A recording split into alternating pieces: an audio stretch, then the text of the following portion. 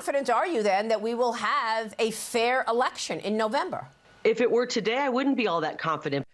Also gracing the screens of those watching Fox News propagandist Maria Bartiromo this week was failed Arizona Republican gubernatorial candidate Kari Lake, who also is now running for U.S. Senate. So Maria Bartiromo had, again, these are fair questions to start with, but the follow-up is what you really need to be ready for.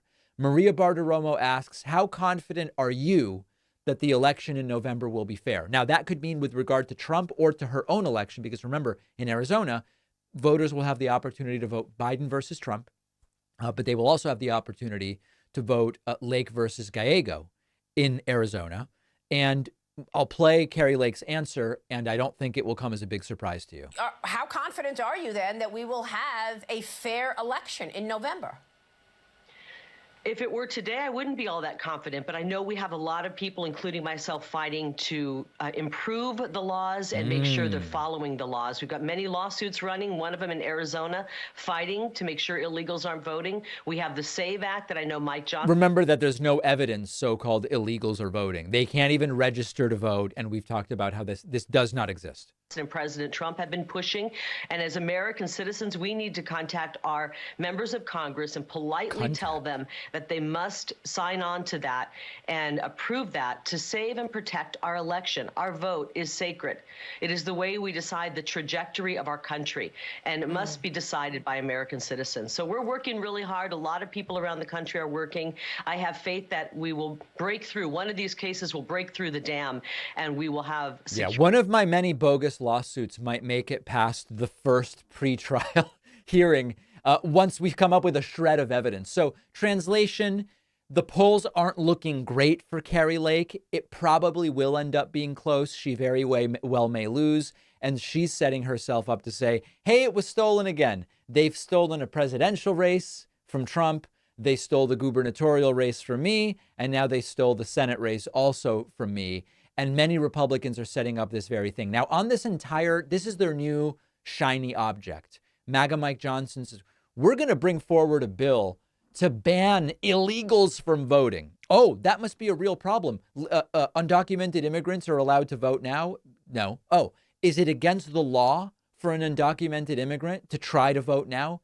Yes, it is. Oh, and do we have evidence that undocumented immigrants are showing up, giving the name of a citizen who hasn't yet voted and casting a ballot? No, we don't have any of that evidence.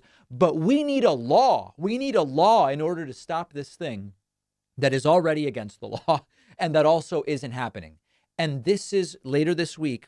I'm going to do we've been building up this segment about every so-called conservative principle that the modern Republican Party has abandoned. One of those principles is you want the smallest government only involved in what's necessary. In order for government to do anything, like pass a law, create a bill, whatever, you need to have overwhelming evidence that this is what they must do. Listen, there's no other way to have a military that makes sense. We're not going to have private militaries.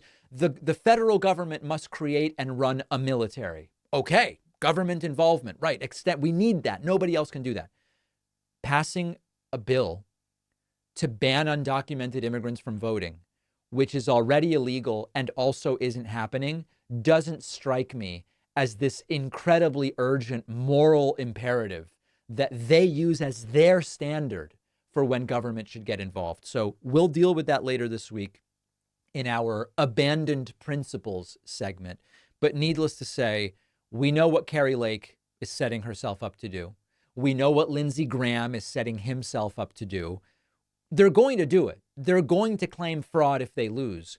We just have to be prepared to rebut it if they present no evidence and to prevent them from taking another good shot at stealing an election that they lose. That's what we need to do, and to vote.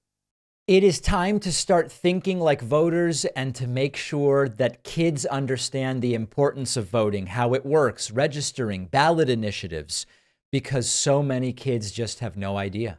That's why I wrote the new children's book, Think Like a Voter. I can think of no better time and no more important group of folks to try to reach. The book is now available at davidpakman.com/book, where, by the way, you can get the first two books in the series as well.